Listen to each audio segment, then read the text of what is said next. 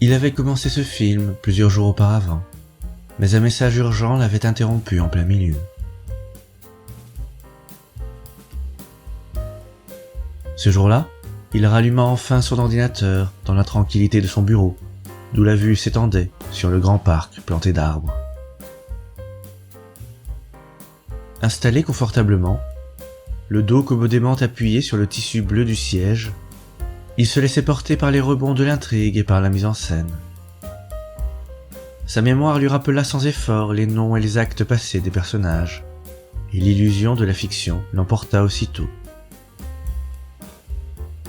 Il éprouvait un plaisir contourné à s'éloigner petit à petit, scène après scène, de ce qui l'entourait, alors même qu'il caressait de la main le tapis de la souris, qu'un paquet de cigarettes l'attendait sur le bureau, et qu'au-delà des vastes fenêtres, la lumière limpide de l'après-midi semblait danser sur les arbres.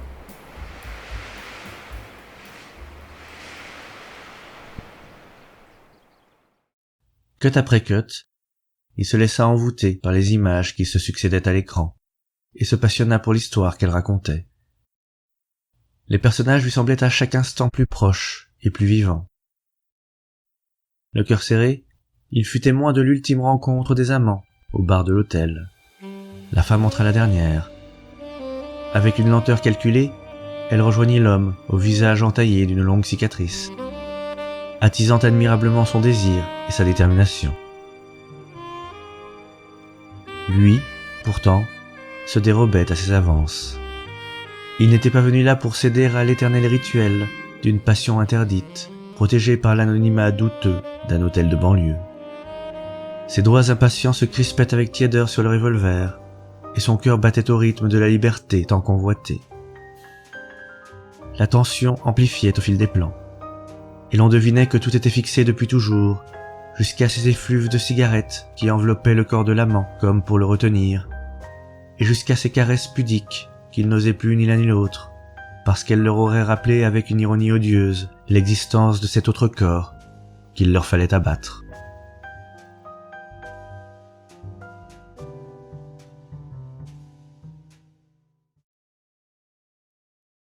Il pensait qu'il n'avait rien laissé au hasard.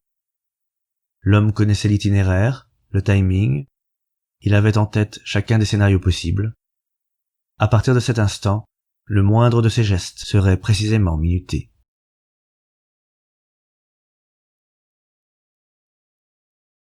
Les deux amants quittèrent le bar, chacun de son côté. Elle devait passer un coup de téléphone, tandis qu'il se faufilerait dans les bois pour ne pas être vu. Avec application, il se glissa donc parmi les arbres tremblants de l'automne. Bouleversé par la tâche qu'il s'apprêtait à accomplir, il lui semblait se trouver hors du temps, loin du monde qu'il connaissait, loin de la femme qu'il convoitait et dont le souvenir, pourtant, se dissipait tel une ombre. Et il eut l'impression qu'un siècle s'était écoulé lorsque surgit enfin la maison de sa victime.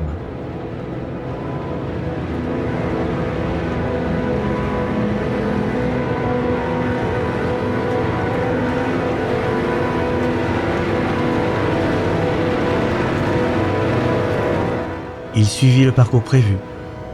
D'abord la cuisine, une porte, et puis l'escalier à la rampe rouge.